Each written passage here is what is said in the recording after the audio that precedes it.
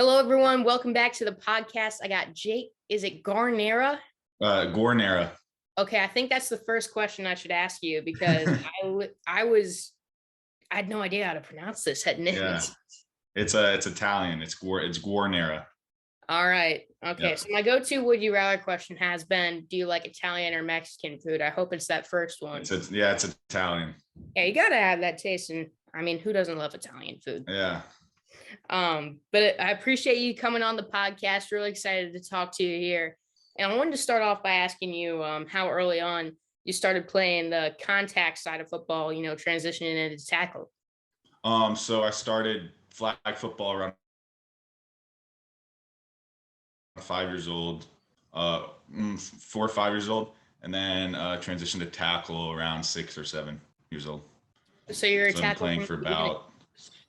No, I've been playing tackle football, but I'd always play up till high school. In middle school, I'd play O-line, D-line. So Really? high school is the time I really made the transition to full-time offensive line. So you took after your dad there for a little bit too, playing D-line. Yeah. Getting some reps in there. Did you find you like that better, or do you like playing offensive line? I mean, there's definitely some better parts of D-line. You get to tackle. I mean, you get to hit people. I mean, O-line you also do, but you're not really tackling a ball carrier. But yeah. I mean, yeah, there's certain things about each position that makes it a great position.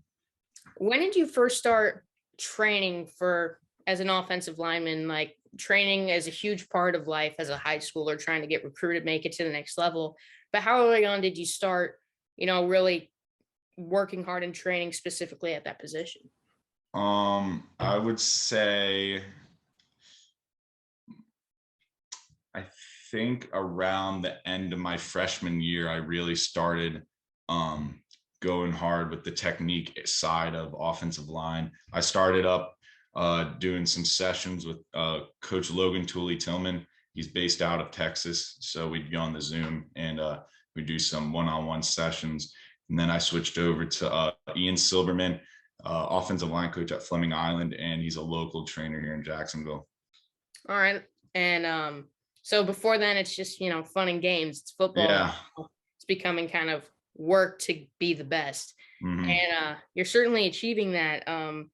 But did it ever help that your dad had, gone far in the sport of football and you could pick up a few things from him? I mean, yeah, definitely like the genes that I have from him. Being 6'4", 290 definitely helps, being an offensive lineman. I also have great genes, 5'10", 120, Yeah, nothing against my dad. He earned it to play college basketball. I have not quite done that yet. But have you ever, I'm interested because having a dad that has, played at the college level, do you ever go back and, watch some of the highlights from his days and, think, hey, cool spot? I don't personally. He does. He still goes back and watches them. I think he has a couple of VHS tapes of his games. The one game he showed me, he played against, or he didn't play against. The Rock was playing for Miami, Dwayne Johnson, and he was on defense, and my dad was on defense. So he'd watch that game a lot, and then also he'd tell me about the time he met Warren Sapp as a captain, and he's like, this is Warren Sapp because he's like 350. He wasn't really like muscular, but he dominated them. Absolutely. I can only imagine lining up across from The Rock. I wonder if he ever, gave him that look he's so famous for, raise the one eyebrow and think about it. But I'm always interested because I'm trying to study film, learn the game a little bit more. And as an old lineman, a lot of people really don't understand that technique as much. Because, when you're watching a football game, it's not often you're watching the trenches, the O-line, D-line. You're normally watching the skill position. So when you're, studying other O-linemen or that technique, what are you looking for to kind of help you out? So something I'll say, when I was on my Ohio State visit, Coach Fry told me base, bend, balance, and burst. So first is the base. He wants to see you play with good instep, good weight on your insteps, good posture. And base is how can you bend your knees? How can you bend? Or well, that's bend. Sorry, bend is how you can bend. Base is how you play in your insteps, and like balance is how you stay up and move around, and then burst is obviously going to the second level and running through blocks. As an O lineman, you're watching an NFL game. Do you ever find yourself paying attention to the trenches more than, say, would as a casual fan, or are you like the rest of us just enjoying the game? Most of the time, I'm enjoying the game. I'll usually watch the Jags game. I'll watch more of the offensive line in that, and then the other games I watch are usually with my fantasy players on them because got to keep up with the fantasy team. Oh yeah, but gotta check those updates. yeah, but I'll usually watch not that much. Maybe once every drive I'll watch the O-line. But like I notice more things than a casual fan would, like offensive line wise, and like how they're blocking. Yeah, and for most fans, it's just if they gave up a sack or not. That's you'll notice the technique, I'm sure, more. And the Jags have an exciting O-line this year. Luke Fortner looked all right at center, and Brandon Sheriff don't get much better than that. Go off. Yeah. But one thing I was wondering about is how you go about studying against an opponent who you're lining up against that week. How do you go about learning about who you're lining up against, and what do you look for in terms of their game? So personally, what I'll do is I'll go on Max Preps and I'll look at all their D linemen, I'll write them down, and then I'll search up their Twitter and I'll watch their film. And then, when I'm watching the whole team defensive wise, I'll look at the formation they're running, and then like there's certain blitzes where the safeties move, because the safeties, if you read them, you can tell when they're blitzing or not. Mm-hmm. And then, are you much of a trash talker? I was wondering, because I had seen this one thing on Twitter where there's like a Louisville quarterback or something. He gets to know his opponent and he will know everything about them and make sure he brings it up during the game. Are you like that, trash talk? No, I'm not that sophisticated, but I'll say some stuff, not that much. I mean, I'm starting to do it a little more now that I'm getting older. Got to earn that respect first. Yeah, that was my mindset. All right, I respect that. And then at Ponte Vedra, during your time there, you guys have kind of been working to get back to those days where, powerhouse team. You'd see you guys putting up records like 13-1 and 12-2. I think 13. I think your worst season in that run was like 8-5. Yeah, 2017, or I think it was the 2017 team that state runner up. Yeah. Mm-hmm. And since then, of course, you've lost players, due to graduation and everything, and you've lost the head coach as well. How has Steve Price, gone about trying to get you guys back to that elite state, and what are the steps he's taken to try to get you back to that elite pedestal? Yeah, I think he's a great coach right now. He's really pushing the team hard to get back to that status. He really just preaches like sacrifice for your teammates. He says, play the position that's needed. So sometimes we'll have injuries. We need kids to step up. That's just been like one of his big things that he's been talking about.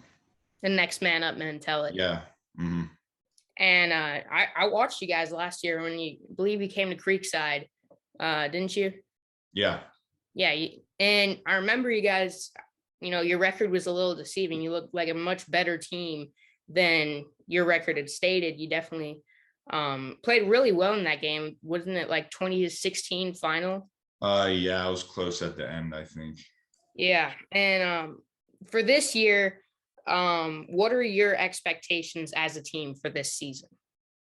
I think we'll do very well, definitely. I think we have a chance to beat every single team on our schedule. That's our mindset going into this season. Yeah, you never want to back down. And, there are a lot of high expectations, I feel like, for you guys to take that next step this season. You got a talented squad over there in Ponte Vedra. For you, in your high school career, who are some of the toughest matchups you've ever had to go up against on that line? So last year I went my freshman year, I really couldn't say I went up against anyone that big. But last year I went up against Micah Pollard. He's at Michigan now, against at Bartram Trail. And then Aaron Hester, he's at FSU. He was out on Fletcher. So those are my two big matchups last year. And then is there a player that isn't like a big time recruit that came out and kind of surprised you a bit? Probably the one kid from Baker County. I don't remember his name, but he was the DN for Baker County. It was impressive. Yeah, and then this summer has been a busy one for you. You've logged over 3,000 miles of travel, I read, which is, man, that's a lot. I drove like we drove like 1,500 miles as a family in July, and that was a lot. And you double that in travel, man. And you were doing important stuff there. You were visiting these big time schools, going to camps. What were some of your favorite moments from that trip? Some of those little things that will always stick out to you and stick with you. Well, something that like was big for me was just meeting like all these big time coaches, all these big time schools, seeing their campus, just having the chance to be recruited by them is something that really stood out. And like Penn State, the big house, and didn't you go to Ohio State as well? Yep. And those are just 3 campuses and 3 atmospheres that are incredibly tough to beat. Any of those coaches, because they're portrayed in one way on TV, you'll see them one way. And I've talked to guys on the Patriots who are like, Bill Belichick is one person on TV. He's completely different when you see him in person. What did you meet any coaches who completely surprised you in that way? It's hard to tell because recruiting, it's right now it's all a big game. Like the coaches, some of them put on the act. You're just trying to figure out which ones are. But Jim Harbaugh is a completely different person than he is on TV. That's what I've heard. Yeah. His players seem to love him a lot. And have you talked to Micah Pollard at all about him? No, I didn't. I haven't really talked to Micah Pollard at all after that game, but I'll probably reach out to him soon about Michigan because I'm going back up there the 10th for their night game. I don't remember who they're playing. They're coming to Iowa, I think, the week before. I hope I can make it to that game because I love the Hawkeyes. I've been at their Ohio State and Penn State games, and those were 2 amazing nights. I gotta go see them play Michigan, but I'm probably not going to be able to. And I think when you got all these coaches watching you, you gotta feel some sense of pressure. Like you got these big eyes, big programs that are watching you play and making decisions on you, whether they want you to become a member of their team or not. Do you feel any added pressure after going on all those visits, seeing all these big things to perform at a high level? I wouldn't say not really. I just feel like now that I'm the one all the DNs are aiming for and are me now. Now I'm not aiming for them. Like, I'm like the big guy that they're gonna try and take down now. I have the target on my back. That's just how I feel. And that boosts your confidence? Definitely. Yeah, that'd be fun. I think everyone will look at these big time recruits and be like, I want to be the one to expose them. I want to be the one to take them down. And you're there like, nope. No, you are there to set the tone. And I'm excited to watch you this season, man. And for this season of my podcast, I'm going to change things up a bit to end out the interview. I'm doing which teammate instead of would you rather. So I'm going to bring up a few specific scenarios. I'm going to ask which teammate you would like there with you. So I think, you good for that? Yeah. All right. So I think the one that everyone's going to go to it is the apocalypse. You can only have one person with you. Who are you going with on your team? Let's see. Probably one of our tougher players, really hard worker that I think would get stuff done. Zach Martis, he plays defense for us. Yeah, got to get. Is he a linebacker? D line? Yeah, he plays outside linebacker. Got to have one of those big guys with you there. And then He's not a big guy, but he's a hard worker, and I think he would be getting stuff done instead of just sitting around waiting for someone to do something. all right. How about for a game night? Family game night, or night on the PlayStation or something. Who do you want with you on a game night? Probably our running back Griffin Owen. All right. Yep. And at a comedy club, as a comedy duo, who are you going with there? Our left guard Giovanni McKenzie. All right. Why is that? Well, I picked him because he's my left guard, but I would bring the whole O-line. Our O-line is just, we have great chemistry. It's a hilarious group. If you came to our practice and watched us, we're just a funny group. You can play off each other like that. Yeah. I love to see that sometime, just like the O-line. That'd be a great group name. Really go up there, tell some football jokes. I'd pay to watch that. Well, that's all I got for you. Lasted about 20 minutes, like I expected, but I appreciate you taking the time to do this. I had a fun time talking with you, Jake. Yep, same as well. Thank you for having me.